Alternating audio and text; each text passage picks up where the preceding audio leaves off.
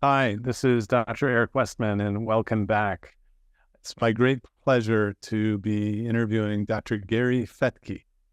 Dr. Fettke has been talking about low-carb diets, keto diets for a long time. Welcome to the program. Eric, just fabulous to catch up once again.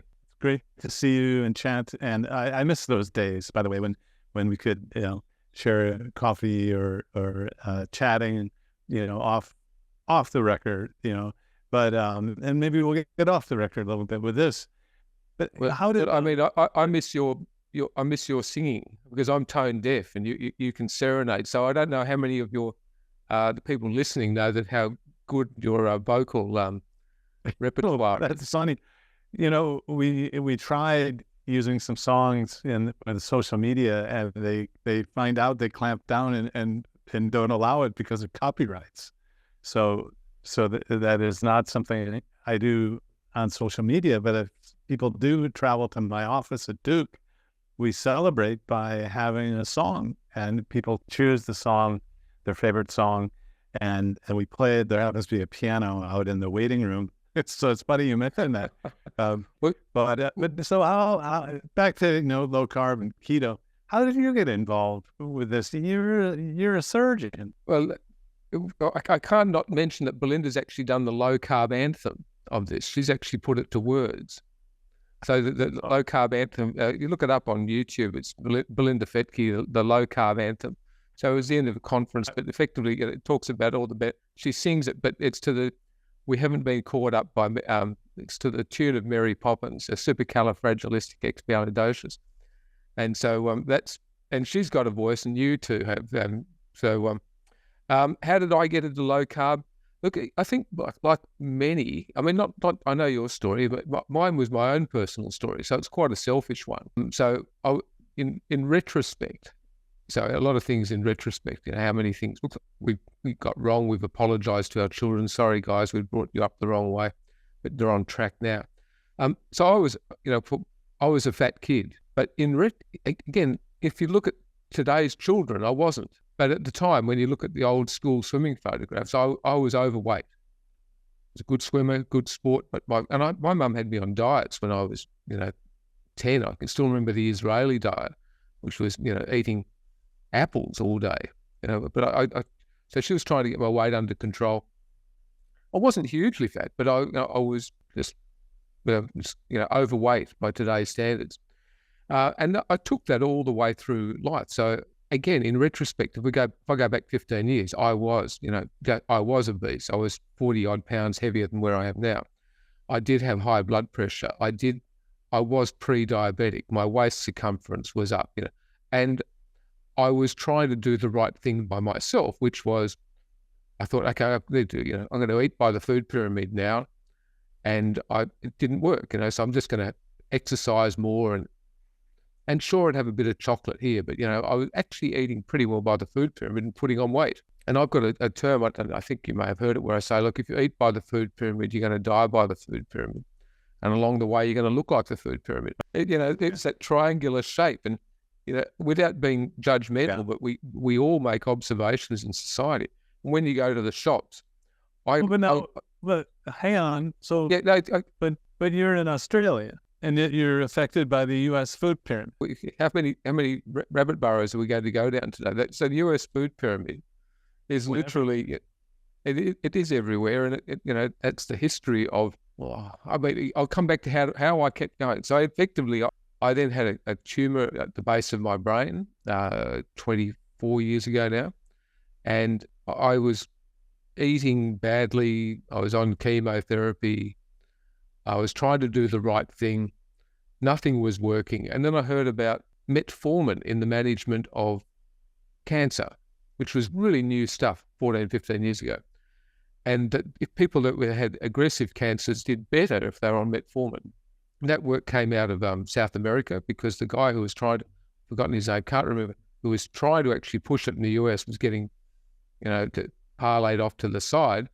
And so the metformin story rang some bells for me. So hang on, metformin's about reducing sugar. Cancer sort of probably needs some sugar. why don't we just reduce sugar rather than having a drug? I mean, that's really simplistic sort of stuff. And then I started reading about sugar, and in my practice, like most doctors' practices, we're just assaulted by this tsunami of obesity, metabolic syndrome, poor health, poor immunity, poorer outcomes than we used to have. And particularly in my practice, where I was looking after most of the diabetic foot complications in northern Tasmania, I was, where I used to see the occasional patient, all of a sudden it just became the clinic was just being overrun. Running's a funny word to turn there, but just overwhelmed by the number of people with diabetic foot complications. And, there was, I can still remember when I was starting to talk about sugar, I had one fellow in his 40s that he was at risk of, I had him in hospital, and he was at risk of losing his limbs, his lower limbs. And ultimately he lost one leg and part of his other foot. And I can still remember in hospital with him out of control blood glucose, blood sugar levels, and he was eating ice cream. And I said, how, literally I was just gobsmacked about, why are you eating ice cream? He said, well, they told me I can. And in fact, if you actually go through the hospital food guidelines here in Australia and you take them apart, it is recommended for people with type 2 diabetes to be having the option of having ice cream 3 times a day, plus carbs for breakfast, carbs for lunch, carbs for dinner, carbs for morning tea, carbs for afternoon tea, carbs for supper, which is a massive glucose load of which the body can't handle it. And hopefully most people never get to operate on people with diabetic problems and foot problems in particular. But, and I have mentioned the time when I'm operating and you've got to amputate someone's leg, it's just horrible. It's not a decision that's made overnight. It's a journey. You might lose a bit of, and when you do, typically from infection, right? Or neuropathy, you don't feel the toe, you get infection, and then there's infection in the bone, right? You wouldn't just take off the leg because someone has diabetes, right? There's this. No. It's because of the long-term complications. And, I describe those. The microvascular disease is where every single vessel becomes narrowed. Every single bit of tissue loses its oxygen supply or has a diminished oxygen supply. The nerves aren't working properly, so they can't feel it properly. And then all of a sudden you get a little crack in the skin, or you stub your toe and some bugs get into that. And A, they don't feel it. B, their ability to heal it is diminished dramatically, and then it starts setting off. And they've often got diets which are spiking their blood glucoses all over the place. Their diets are often low in protein. They're often low in micronutrients. They don't get healthy fats in. And all of a sudden, it's this ongoing slow degradation process. But the same process happening in the foot is happening in the kidneys. It's happening in the eyes. It's happening in the brains. And so when some people think that that's either uncommon or it's folks who don't follow medical advice. And I had someone recently who follows medical advice, eats basically a lot of carbs and on medicine, had toe amputation. The A1C was 8, and basically our best medical care guy, and he got a toe amputation, two toes. So these weren't just kind of, homeless people with diabetes. These were people who were getting the best medical care we have, right? Well, that's again the definition thing. So therefore, where if the medical profession tell the patients, their HbA1c is it's 7, or it's 7.5, or it's 8. You've got good control. Well, that's complete nonsense. They do not have good control. We know, and HbA1c is a measure of blood glucose control over the previous few months based on the glycation of the red blood cells in the body, but it's called the HbA1c. As you know, and you're diagnosed at a HbA1c of 6.5 that you've got diabetes. Well, I sort of jokingly say, what happens at 6.499? You don't have diabetes. But what's interesting is that the complications of diabetes, the microvasculars, the cardiovascular disease, the strokes, go up above a HbA1c of 5.7. Yeah. So 5.7 is not, you wouldn't even be called, you wouldn't have diabetes. So having having a HbA1c of 7 to me is not control at all. Having HbA1c of 6.5 is not control. 6 isn't control. Yeah. You want a HbA1c of 5.7 or less. So now, that's what we should be aiming for. Can we unpack a little bit? So you're going back in time. You're an orthopedic surgeon. Why would you take off someone's toe or someone's leg? Because they're failing. So these people are having daily dressings. They're coming along. They've got low-grade infection, and then it becomes a greater infection. Antibiotics are given, but antibiotics can't reach it because of the blood supply issues. It doesn't matter how many supplies you've got. If you don't have a transport system to get to the destination, it doesn't matter. So antibiotics are poorly effective. I tried prescribing, literally for my patients to be given cheese and eggs in hospital. I had to write it on the chart just so they've got protein. But when the infection gets out of control, then it starts ascending. So instead of being the toe, it's becoming the front of the foot. It's not the front of the foot, it's the back of the foot. It's not the back of the foot, it's up to the calf. And if you don't control the calf, then it's at the thigh, and then you die. That cascade of events and leading to blood infection, sepsis, can kill you. So basically, not can kill you. It does. If you're saving the life of someone by taking off their toe or their leg, that's a brilliant. You save lives. Why weren't? I think we prolong them, and that's just that. But because once you have a leg amputation, your average. Your life expectancy is less than 2 years. An amputation for diabetic foot, diabetic foot or diabetic leg amputation, your average life expectancy is less than 2 years. So therefore, it's palliative. The disease has progressed that far. Yeah, it's not just in the foot. Yeah. But here's a quick analogy for you, because we all like eating it, and it's really, I think, very descriptive for diabetes. It's called the Maillard reaction. Maillard. Everyone knows it. It's the browning of food. So you can, every time you go to a bakehouse, you can see that tan brown color on the top of your bread, or the cakes and the croissants and whatever. But essentially, that's diabetes. And what I'm talking about is that what happens when you're cooking food is that under the effect of heat, the protein combines with the glucose, the glycation of the protein, and that creates the browning. And that's a fairly simplistic way of looking at it, but it's the caramelization of food. Now, exactly the same process happens in the body. When your blood glucose goes up, your tissue glucose, because of osmotic pressure, goes up by about 2/3 to 3/4 of what it is in the blood. And under the effect of body heat, that glucose in the tissue combines with the protein in the tissue, and you get the Maillard reaction. So every time your blood glucose spikes above normal, every time you are effectively toasting every single tissue in your body. And it doesn't matter. It could be your eyes, your kidneys, your feet, your vessels, your brain. Every single corner of the body is affected by the Maillard reaction.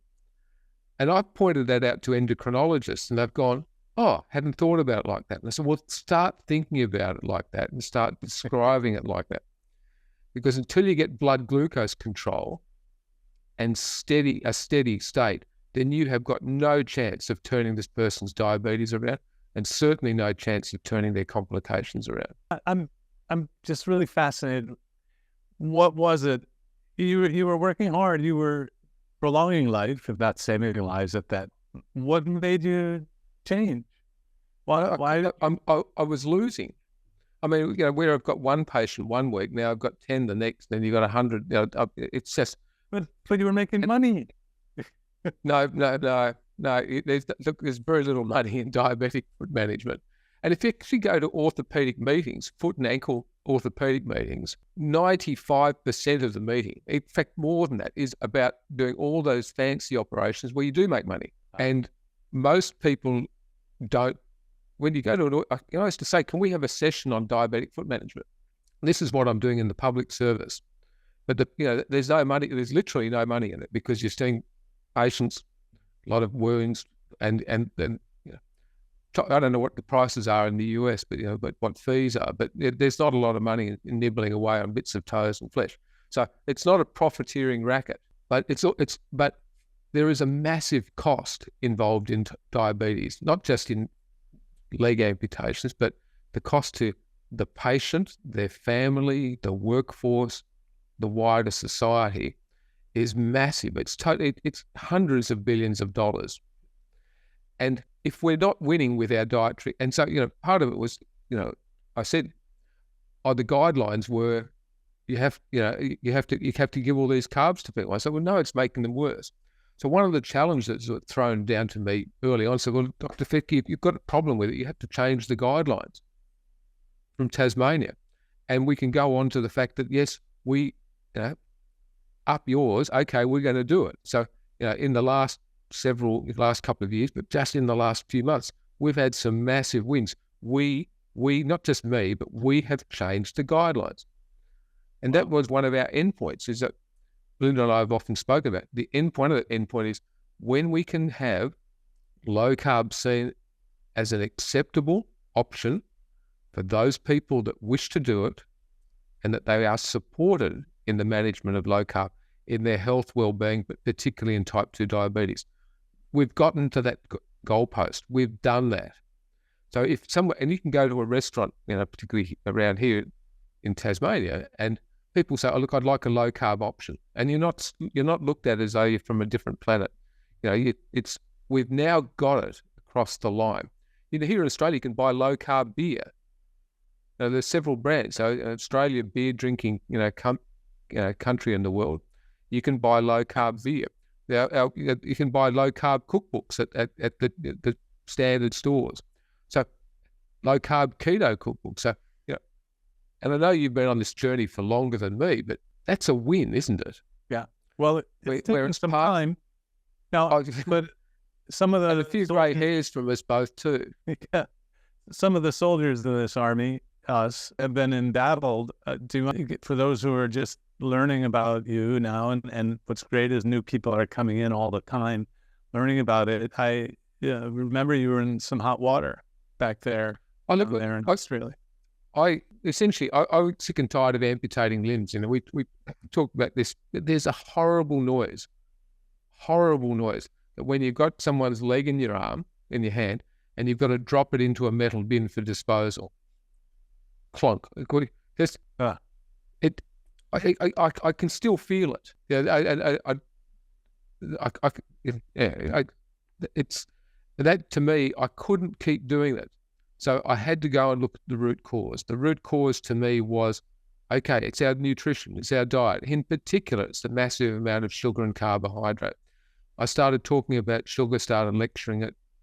I was invited to do a medical grand round at the hospital, which, surgeons, as you say, don't get asked to do medical grand rounds, and they do the presentation. And I talked. That's unusual. It's unusual, but, we're both unusual characters and stubborn as. But they were interested. But then I started challenging the system. I said, okay, I'd like my patients to not be given, and in raw terms, a low carb option. Stop giving them so much sugar. Give them some protein for breakfast. I want an egg on, and I actually used to write it on a chart. I'd prescribe an egg because I couldn't get it through the hospital. So I'd prescribe a piece of cheese. This is ridiculous. I'm prescribing a full-fat yogurt rather than a sugar-filled yogurt. That were the three radical changes I wanted to do in the hospital.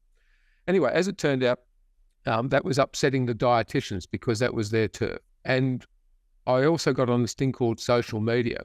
And I can still remember Belinda and our daughter putting me on social media in a crossover in San Francisco. I still remember the table, actually. We saw it again a few years later. I said, that's the table where you ruined my life.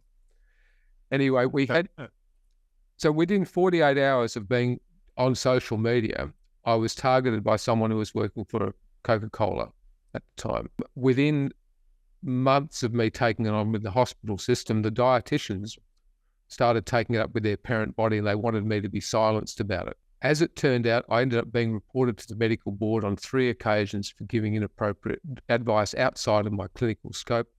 One of those times, I got reported involved inappropriately reversing someone's type 2 diabetes on national TV. It was inappropriate that I was doing that. And, okay, he only lost, 30 pounds, 15 kilos. He only came off 6 medications in 12 weeks. And he was feeling, happier and healthier, and that was incredibly dangerous. But again, it was an orthopedic surgeon talking about it. So if you're a celebrity chef or you're someone doing it, then you can be hammered down in the press. But I was an orthopedic surgeon, and my primary aim was to stop amputating limbs, and that had a certain resonance. Yeah. And again, in retrospect, as it turns out, and this is years of research primarily by Belinda, because I'm talking about the science. We're all going down the science pathways, the biochemistry. You can't fake biochemistry. It's the essence of it. It's certain, that is science. But there's this whole field of non-science out there which has determined what our guidelines are. And as it turns out, we have the internal emails, and these have been presented to Senate inquiries from the breakfast cereal industry here in Australia. The Australian Breakfast Cereal Manufacturing Forum was sitting down every 3 months at the golf club talking about tactics, and the minutes said cereal sales in Australia and New Zealand are down. The concepts of low carb and paleo at the time are responsible, and these 7 people are to be targeted. And I was the only Australian doctor on that list. And there was a contractual agreement between the breakfast cereal industry and the Dietitians Association. Only one contract that they ever had was to, in fact, promote and continue to promote the benefits of sugar and cereal to the Australian population. And they were the ones that were involved in the targeting. Now, as it turned out, we dietitians were the ones doing the reporting to the medical board. We've got the email chain. We've got the email receipts for the money being paid. And this is not just about me. This is about, very clearly, profits are down for the breakfast cereal industry. We've got them on sugar. We've got them on carbs now. Their last bastion of survival is to keep telling us about the benefits of fiber. That's... I just want to comment that when you say Belinda, that's your wife, Belinda. My wife, Belinda. So I'm getting hammered by the medical board. The same time Tim Noakes is in South Africa, Annika Dahlqvist in Sweden. We're pretty much doing PhDs on this, into the research and the fact that this is scientifically based. And Tim's case was a very open case in court. Mine was a kangaroo court. It was all behind closed doors. It was just smoke and mirrors. But along the way, Belinda said, look, she's a nurse, in a past life, but she said, look, forget the science. I trust that you guys are talking about the science. Eric's talking about the science. This is, it's established good science, not non-science, which is, if we can actually look at non-science, it sounds a lot like nonsense. It does. And the way you say it. Yes. And so she started exploring all of this other stuff. She said, okay, if the science is right, why are we not being told it? And her work is to spend paramount in uncovering, like I'll say, she's the world expert on the vested interest shaping dietary guidelines at an international level. So if the science is strong, how on earth, and again, it's like people have their beliefs about nutrition. And I just like to work out what hat people are wearing. So I've been involved in a lot of debates, discussions, meetings. And so Belinda, before I enter a debate against anyone, Belinda will do research into what their vested interests are and what their beliefs are. So then I know why they believe in that. Because we're not going to lose on the science. We're not going to lose on the biochemistry. We can't, because it's just so obvious once you start working it out. Once you see it, you can't unsee it. And once you look at the clinical situations where people improve, or you put a glucose monitor on someone's arm with diabetes, and I've got on my phone at the moment, I'm monitoring 2 politicians. So I've got CGMs on them while I'm monitoring, and they're both flatlining. You're monitoring their blood sugars, not their. They're monitoring their blood activity. glucose. I don't have surveillance cameras on them, okay? No, but I'm literally just monitoring their blood glucose, and so again, this is educating the politicians about it, and they go, okay, now I've got control, and so if you have a belief, then I'd like to know how you got that belief, because we've been brainwashed that the dietary guidelines, and the US dietary guidelines form the template for what most Western societies, developing nations in the world, utilize. So if the guidelines are wrong, why are they wrong? Because they're not based on science. So we can go back to the food pyramid, which was written by the American agricultural industry in the 1970s, wasn't based on science. And Zoe Harcum's done all the work on that to actually show that what papers they used. And the McGovern report, which was changed. But Belinda's gone further back in time, and there's two time frames. One is the temperance movement in the mid-19th century, and the other one's October 23, 1917. And I think it's critical for everyone to know that, because if, back in history are the origins of our beliefs now, and I call it generational education. So if you believe your teachers and their teachers believe their teachers, and if you keep repeating something over and over and over and over again, and there are consequences if you challenge that, then we keep repeating them. And you've got emails from me at the bottom of it. It says science evolves by being challenged, not by being followed. That is the scientific method. We're all told that that's the scientific method, but it's in nutrition. I've found that virtually everything we've been told is the truth is a house of cards. You just poke it and it falls over. Whether or not every single corner just virtually falls over. So how did we get to this belief? So long and short, October 23, 1917 was the formation of the American Dietetics Association. It started primarily with the work by a woman by the name of Leonard Cooper, who was the first dietitian for the American Defense Department. She wrote the textbooks for the next 30 to 40 years of dietetics, which then got extrapolated into the textbooks for the world. But her conflict of interest was that she'd been working with John Harvey Kellogg, his protege, and the breakfast cereal industry. And here's a little fact for you. Belinda only found it out recently. I think I'm allowed to tell. But at the very first meeting in 1917, with only a few weeks' notice, there were 6 food producers, food industry, processed food industry companies at that meeting advertising, at the very first one. And then that's continued on. So we can look at nutrition reviews, which was started by the food industry and the finance. We can look at Harvard T.C. Chan School of Public Health. All of these schools are heavily funded by the food industry to look at the science. And if you go back over time, I get it that the food industry were trying to make their food more palatable. That's called the bliss point, get the right amount of fat and sugar in it. They were looking at making their product have greater shelf life. It's good business. It was called profit. And trying to find all those points had a lot of science involved in it. They had laboratories, they did experiments on, with food and genetically modified foods. I learned a lot from Belinda's work and looking back, the religious. I'll come to that, but I'll just finish that last bit. But somewhere in the 1950s, 60s, 70s, we started believing that the nutrition science was medical science, and it was given the same weight. And it's not. It was actually about profitability for the food industry. It had nothing to do with health outcomes for the population. And it just got this crossover, this grace, which became generational education. Salt's bad, carbs are good, fat's bad, cholesterol bad, eggs good, bad. It's not based on science. It was based about profit. So that's the profitability aspect of our nutritional education, and how the textbooks were written pretty well by the breakfast cereal industry right from the outset. But again, if you've got to go back in history to work out why they believed that, why was breakfast cereal invented? And some people find this a bit challenging, but John Harvey Kellogg invented breakfast cereal to stop everyone from masturbating, because reduce the male libido. Both male and female. So his work at the Battle Creek, Michigan, the modern day hospital is a result of John Harvey Kellogg.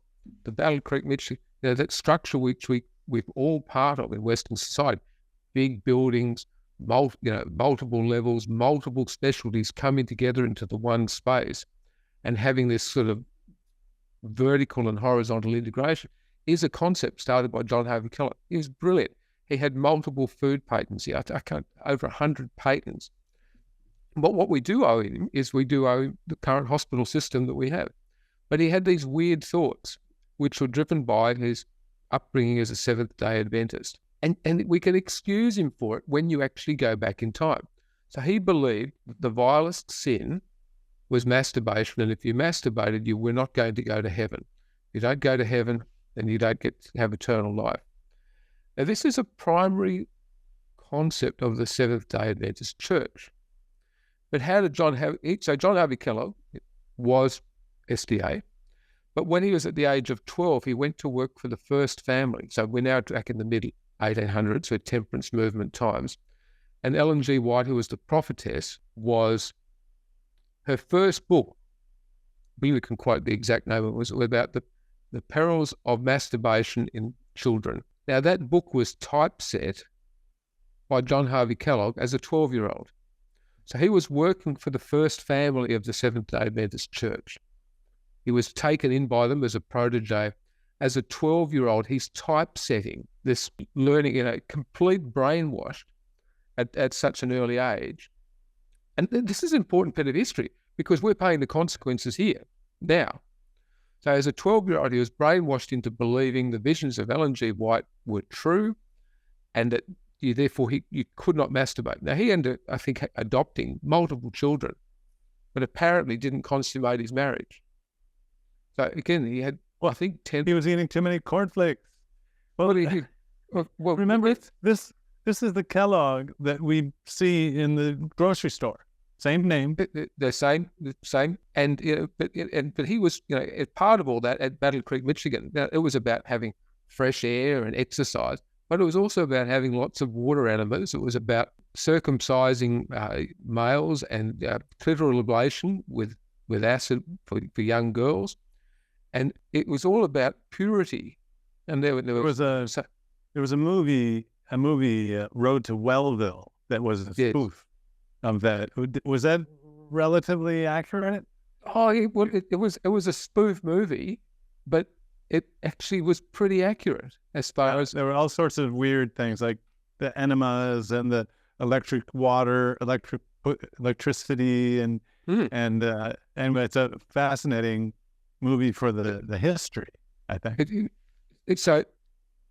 But again, it comes back to these beliefs. So again, back in the temperance movement times, there was a time when people were moving from there wasn't enough work in the bush, so they were moving to the cities. The men would move to the cities. There was poor sanitation, so therefore the water wasn't good. So therefore there was drinking of a low alcohol food, the mead, the low alcohol beer.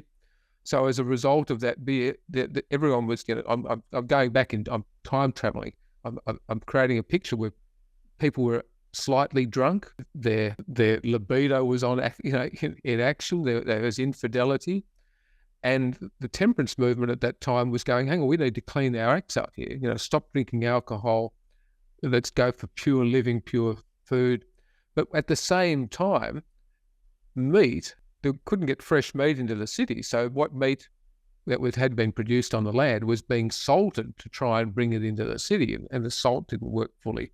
So all of a sudden, we've got a demonization of meat because it's putrid, but we started having this thought that there's a demonization of salt as well. It's got nothing to do with salt being bad. It just happened to be that it wasn't quite good enough for preserving the meat.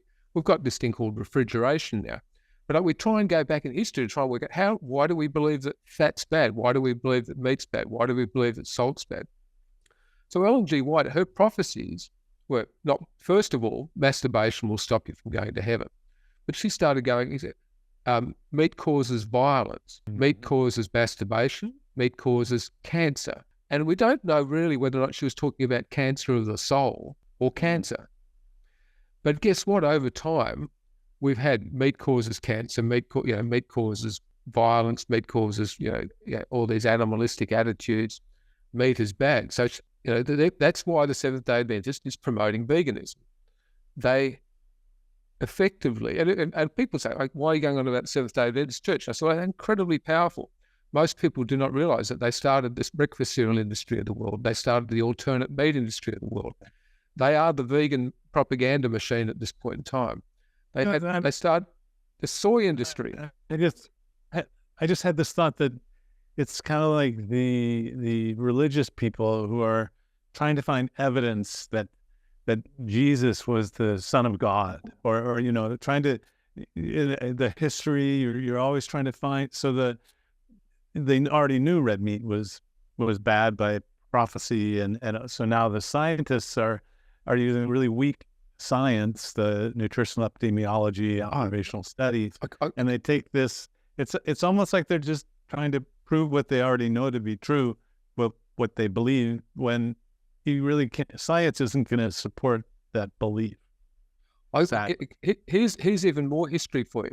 A fellow by the name of Harry China Miller. He's called China because he did a lot of work in China with the Seventh-day Adventist Church, and so he effectively brought this soy back to the US, and the whole Western soy industry is pretty well started and offered, by the Seventh-day Adventist Church.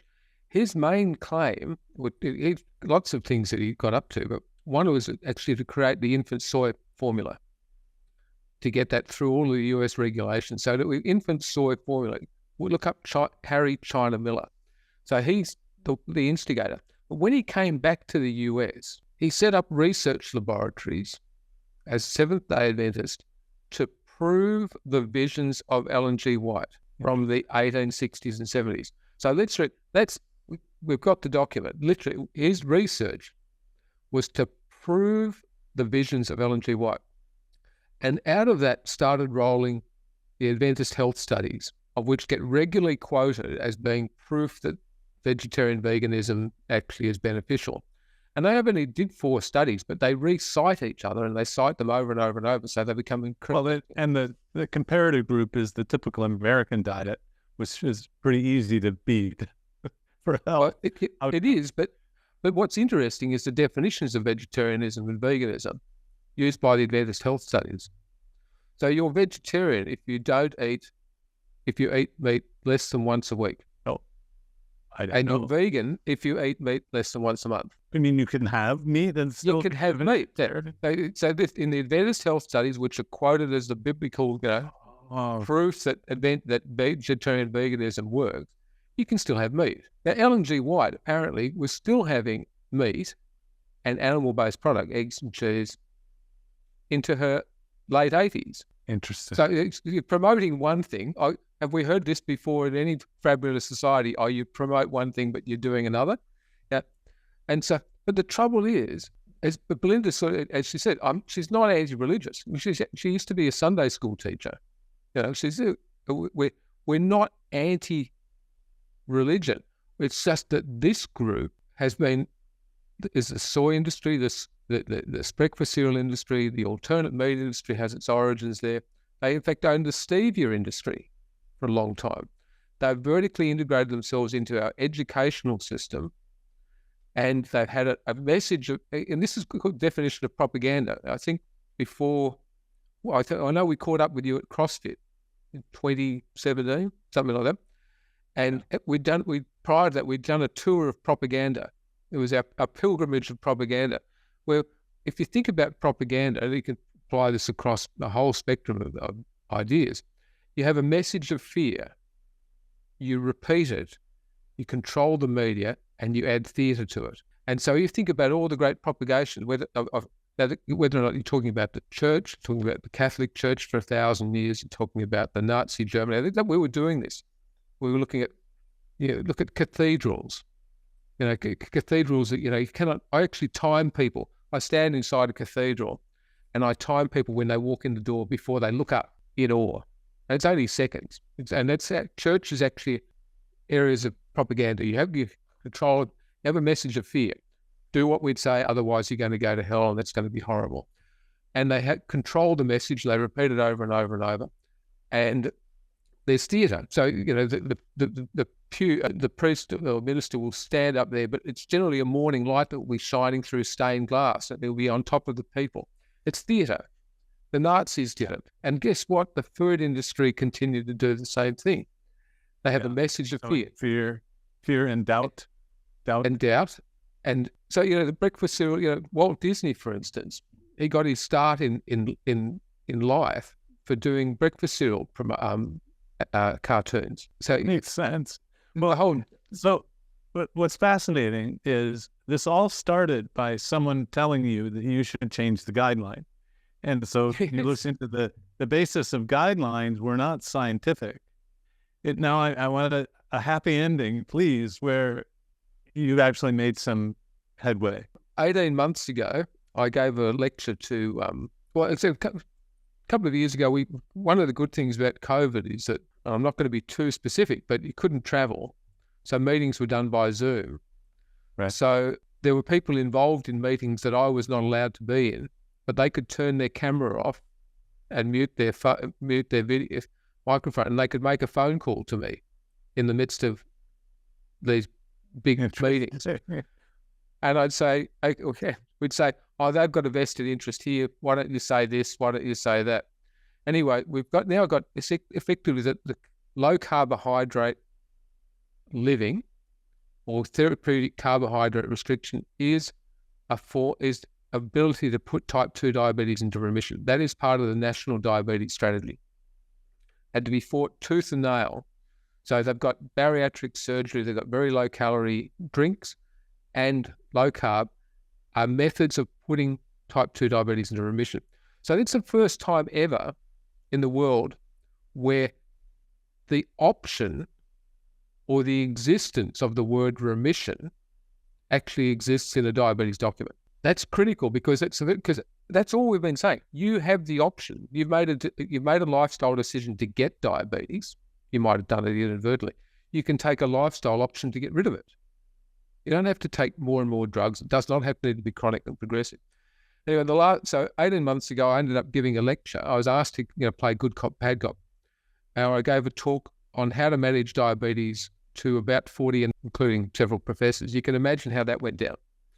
So you're an orthopedic surgeon. It was, and James Muki, to his credit, he asked me to come along and give that talk. He was Australian of the Year in 2020.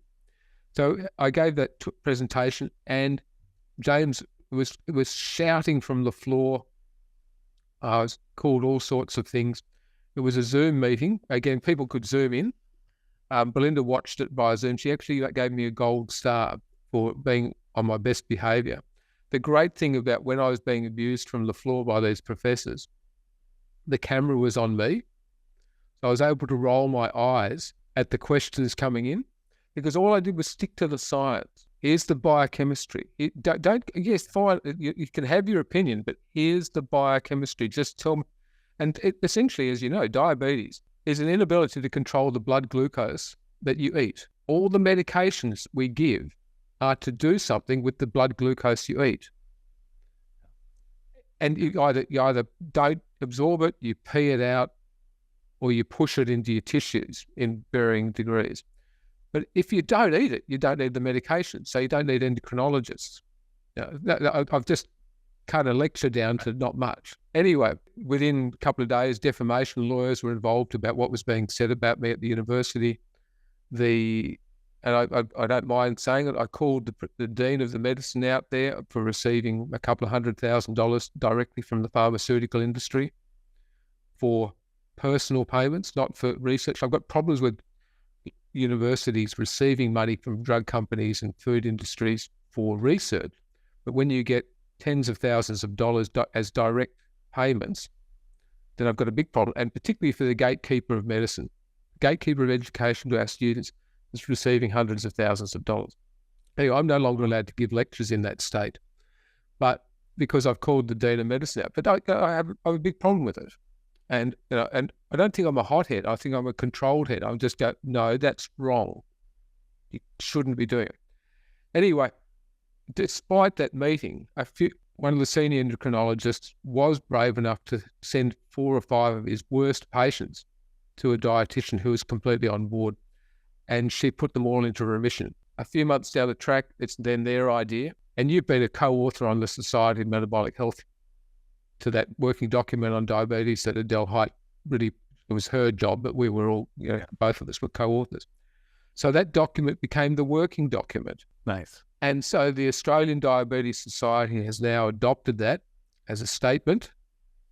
And the Australian Diabetes Society has now made that a working document for Diabetes Australia. These are massive wins. If you want to do low carb, it is now part of the national strategy. It is safe, it is effective, and it should be supported. And you should not be ridiculed for it. And you certainly shouldn't have your medical license threatened for it, and so, yeah, tick. Well done, Eric. You and I are part of that team. And yeah, well, but thank you for slogging it out. I mean, and you were selected out to be a surgeon, which in and of itself, the training is much harder than internal medicine. So, or maybe even a challenge to keep it going. But thank you for that. And so now our job's done, huh? Well, no, I've got the next job for us, okay? Please. I've always asked my patients, I said, do you smoke? It's part of taking a general history. Do you smoke? And they'll go, yes. So rather than ask them how many, I always used to say, well, why? Why do you smoke?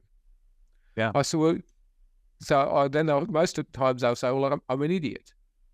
And I guess, okay, today, if you decide to smoke, you have pretty well made an informed decision to be an idiot. The next step is we need to get education, health education across the line, where if you decide to eat badly, if you want to have a high carbohydrate diet, high processed food diet, high seed oil diet, and if you want to eat a diet which is nutrient poor, energy dense, deficient in protein, essential proteins, fats, micronutrients, vitamins, minerals, if you want to eat that, then I want you to make an informed decision that you're an idiot because you're having that slow Maillard reaction.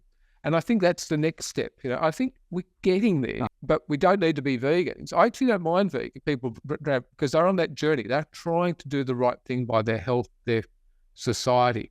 They've just fallen for the propaganda, which we can trace most of that propaganda back to origins of the Adventist Church and the food industry.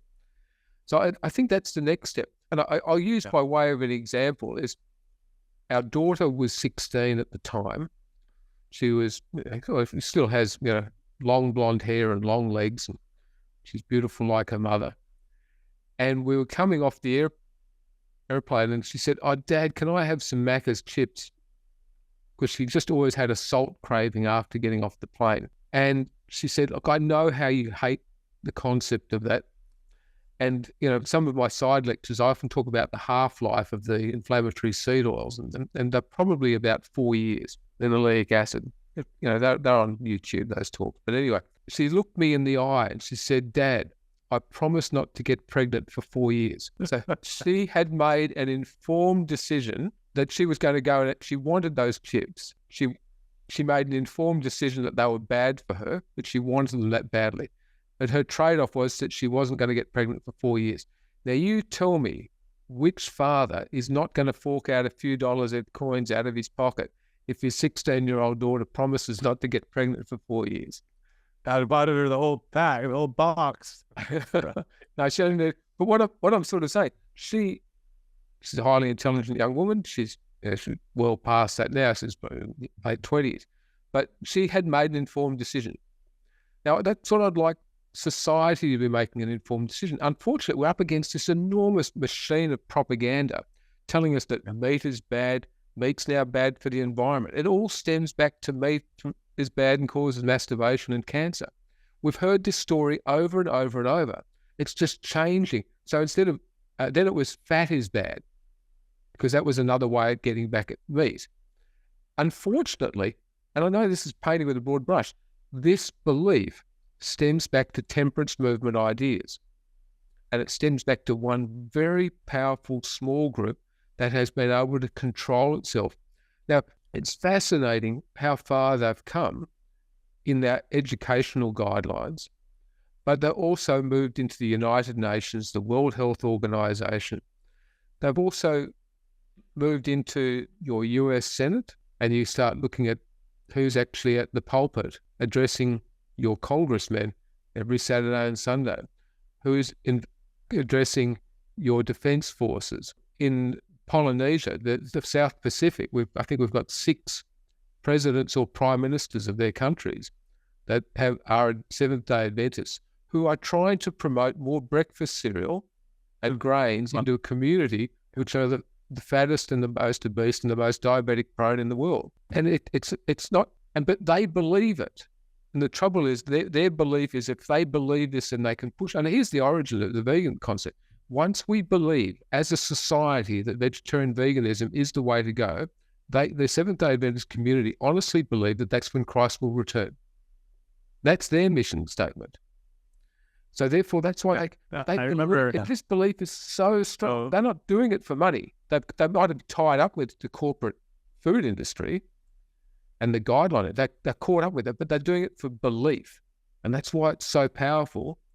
And so you don't have to have money to believe, so you can have more people. Even poor people can believe, right? And the Adventist Church is incredibly strong in developing nations. They're spending their money. Ellen G. White's books are the most translated books by any woman in the world, and I think male as well. She's the most highly published woman in the world, but her books are published in more languages than any other author in the world. And it's about developing this. Well, our time's coming to a close. Can we talk again in the future sometime? This is great. Well, when did we ever stop talking? Well, so I'd like to wrap up a little bit, just some themes perhaps that diabetes, because of its cost, its human suffering, was a pivot point for you in your career, taking care of patients. I think it's also going to be a pivot point for governments like the Australian government. The US non-governmental ADA actually has low carb in there, and then the Virta Health company targeting diabetes. It seems to me that's going to be a fulcrum, a turning point where low carb gets by reversing and diabetes and saving money. Science is going to win out, I believe. Well, I whenever I meet up with the politicians, I offer them money. I say, here's something which is not going to cost you. In fact, here in Australia, I went to one of the federal politicians. I'd like to give you $50 billion every year. She had an aid present, so I said, this is an open bribe. So it's not like you have a suitcase of money that you're. No. I want to give you $50 billion. Okay. Yeah. But for want of a better term in Australia, but you're going to have to put your balls on the line. But you are going to upset. These corporate sponsors over here, but you're going to have all of this money to do stuff over there.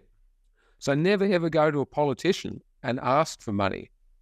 Only ever offer them cost neutral or cost benefit things. But the problem, as you know, and because we're on this journey for a long time, is that the return on investment on preventative health is longer than one electoral term.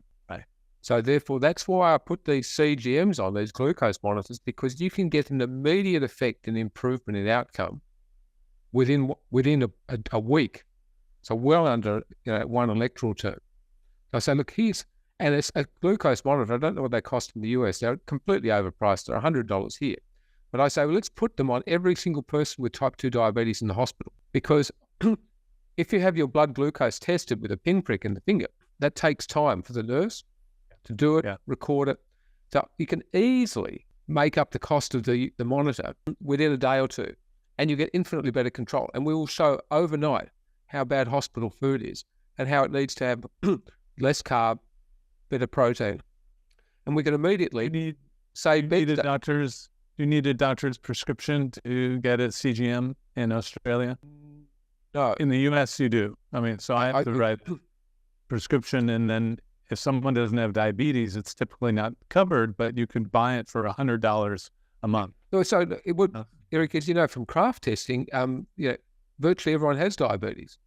Well, if you're a carb eater, you have qualify that, please. If you're a carb eater. Well, no, I'm going to use language carefully here because I know what's written on the websites to get hold of the CGMs. It says that you have insulin requiring diabetes. You have diabetes requiring insulin, okay? So in fact, if we actually look at it, if you eat a diet high in carbohydrates, you are technically, in my book, you have diabetes, and you are still producing insulin to control it. still at this point in time. So I actually think in the loose language it's already written, everyone's actually eligible for it. Well, I see. Yeah, the CGM, the continuous glucose monitoring, is a way to convince even the worst skeptic, and it's painless. And actually, I wore one once only because there were young doctors now wearing them and telling me all about it. But at the end of the month, I ended up having a higher blood glucose because I tested all the different things that I wish I could eat. So I went from 80 to 90 to 100 to 110 because occasionally I wanted the croissant, I wanted and so it actually made my blood sugar worse. I did it once where I was giving a lecture to 300 people or something, and I wore a CGM, and I ate 2 bananas in front of the audience, and my blood glucose just started climbing. And that's a great way to. You're sacrificing yourself for science and theater. At the end of 30 minutes or whatever, I was losing my voice. My blood glucose had doubled.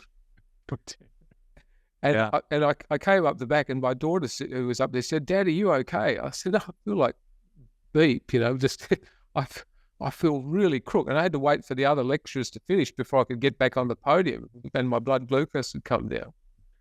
So I think if you are low carb over a long period of time, you are sensitized to glucose when it hits the body. And that's what happens in women who are running low carb in pregnancy when they have a glucose tolerance test. So you've got to biohack them into their glucose tolerance test, which we did with our daughter, and she passed it beautifully. But again, the systems depend, insurance companies, the guidelines are all about these paradigms of fear, which have hung around for a long time. And there are ways about biohacking around them for insurance claims and stuff like that. But more importantly, we are seeing the guidelines change now, and that's fantastic. That means that we're not alone. And whether or not it's science or perseverance or the cult of low carb is actually winning. It's only winning because people are actually getting better. Right. Yeah. If given the chance, if given the chance, it will win.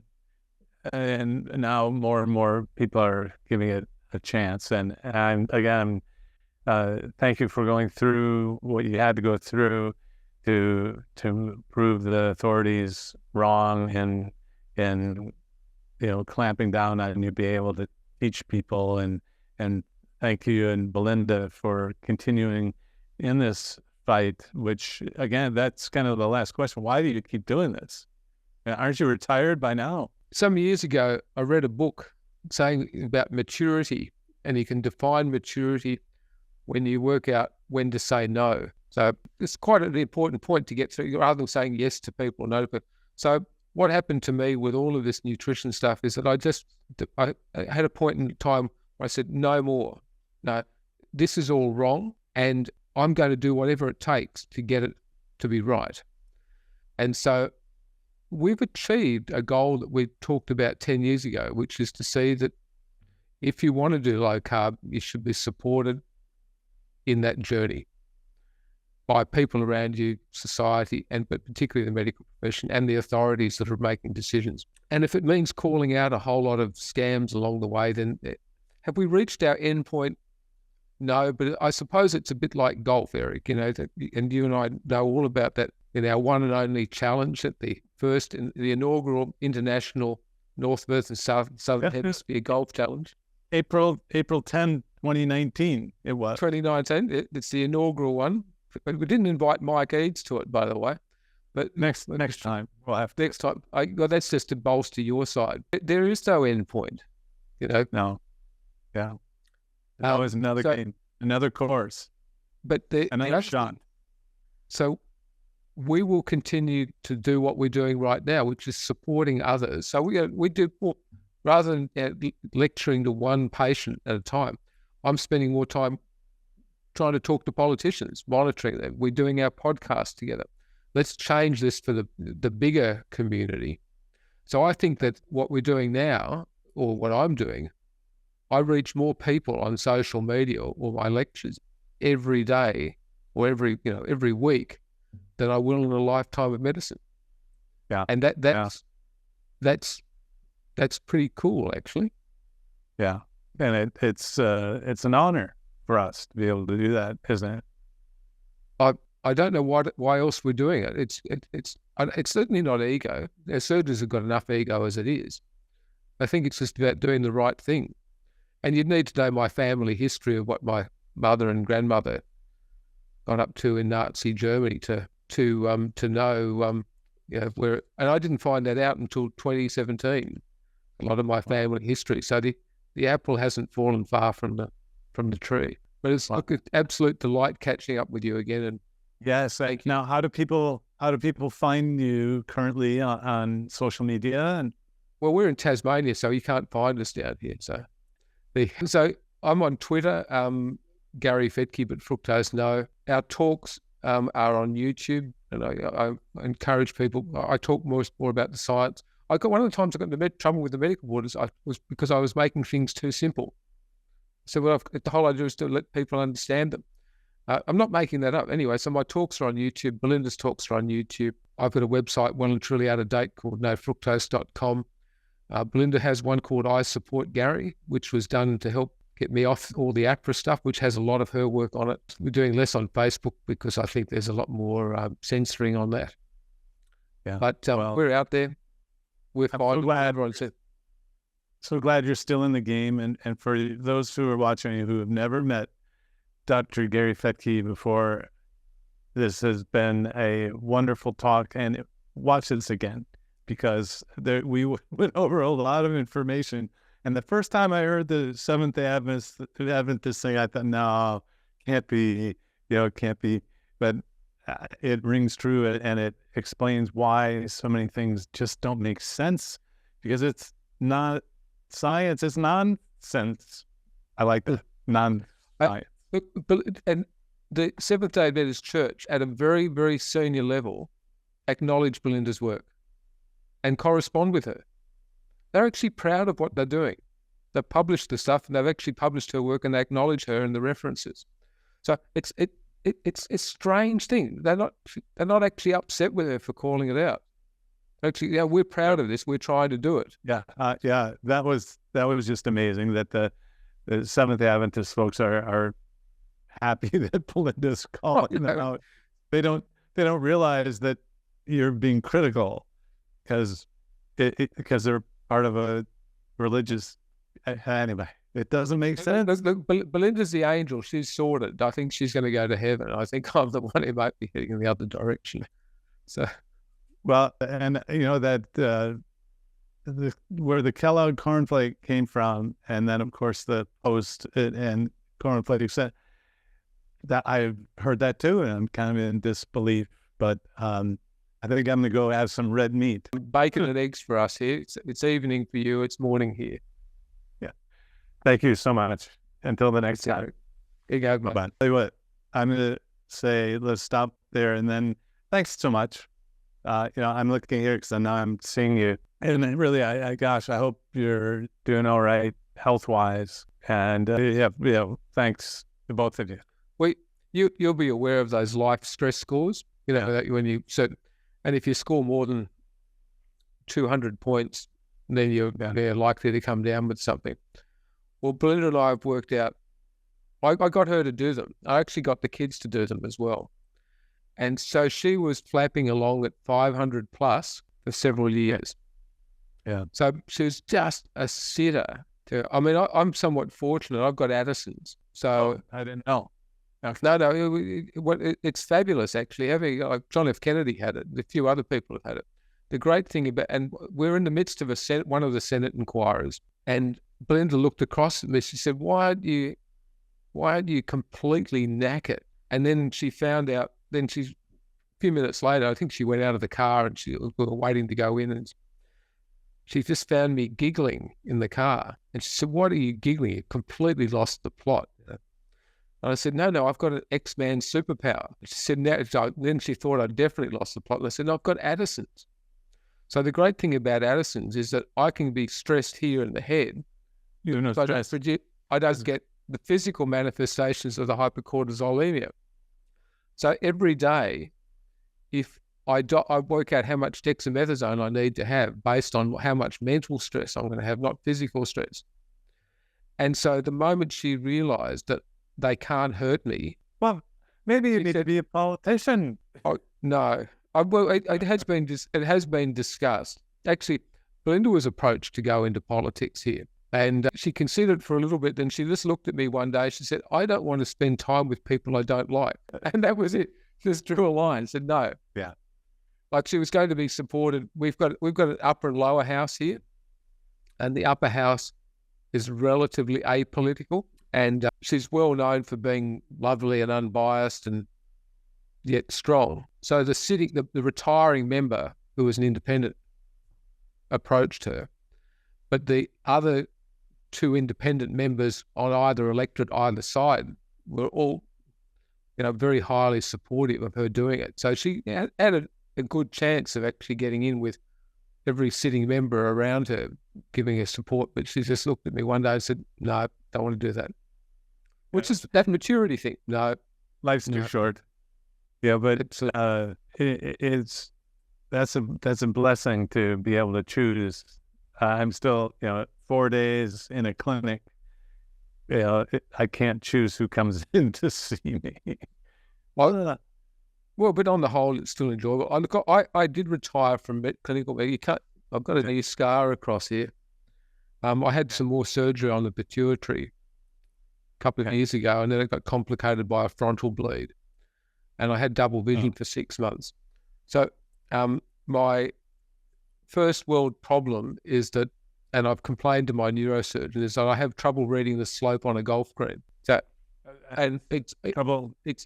I mean, I don't describe it as such, but it was enough to take the edge off surgery. So I had a little bit more damage to the optic nerve, but I literally just, I'd be able to read or make a cut with bone within a degree or two. So this needs to be at 35 degrees, and I'll make the cut just with my eye. 45 degrees or 135 degrees or 90 degrees, because bones are all curved. So therefore, and I was able to eyeball that. And I've lost that. I've lost that accuracy. So it was my own decision. Also, the medical board, if I had a further, after having, so they want my guts for garters.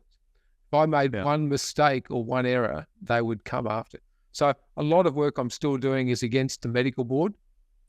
Yes, against it. I'd like to see that our medical regulators burnt to the ground so Phoenix can rise out of the ashes. We also did a fair amount of work here, which you'll be unaware of. We had a pedophile active on our children's ward, a male nurse, for 18 years. No way. And he was being reported to the medical administration, but they weren't doing anything about it. This was the same medical administration, the guy in charge there, was the one fabricating all the stuff about me. So in the same time frame that he's fabricating 800 pages of stuff about me, he's not actually looking at a pedophile. Do you know how many doctors in our community stood up and screamed about that? None. You. And so ultimately, again, because I get along quite well with the politicians, I'm apolitical. I keep coming to them with, I never complain to them. I say, look, here's some solutions for you to think about. I was able to get on the phone one weekend and have a chat to a couple of them. They then raised it in Parliament on the Monday, hammered the health minister, and within a couple of days, we had an inquiry going into that, and then into the youth detention centre and the education system. It turned into a full-blown commission. Forget our low-carb stuff, which is huge on a bigger thing, but in our local community, I've actually been able to burn the hospital administration to the ground. So the entire admin's gone. So have I got a nasty streak in me? Yes. You bastards did this to me, but more importantly, they stopped the low carb message, and all those people have had complications for 10 more years than they could have. Because I was saying we could do something. We could be the leaders here. So that took up a fair amount of energy as well. But wow. So, but your program today was definitely not about pedophiles active in the children's ward. And it's we'll cut that. Well, it's not being recorded. what I'm sort of saying is our belief is still in doing the right thing. Yeah, no, I know. Well, amen. Keep up. Keep it up. well, kind sir. Have a wonderful day. I just remembered something that someone I was supposed to ring back last night, and I didn't. Wait, Take care. Bye-bye. Thank you. Bye-bye. Bye-bye.